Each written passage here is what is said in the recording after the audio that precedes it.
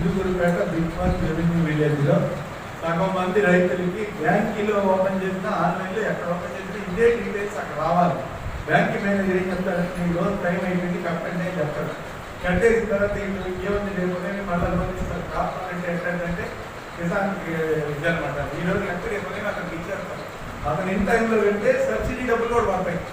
అలాంటిది లోన్ కట్టించేసుకుంటున్నారు బ్యాంకర్లు. ఆ సర్వే నెంబర్లు ఓపెన్ కావట్లేదు మా బ్యాంక్ ఇంకా చెప్తున్నారు. అవును, రావుల్లో ఉదాహరణకి ఇల్లు పెట్టుకోవాలి 70 నుంచి 80 మంది వేసుకుంటారు. యూనియన్ బ్యాంకులో లోన్లు కట్టారు. ఏమని ఇదే రేపు లోన్ ఈరోజు కట్టిస్తే ఇచ్చేస్తారు. ఒక 10-15 మందికి మా దాంట్లో ఓపెన్ కాలేదని ఇవ్వలేదు.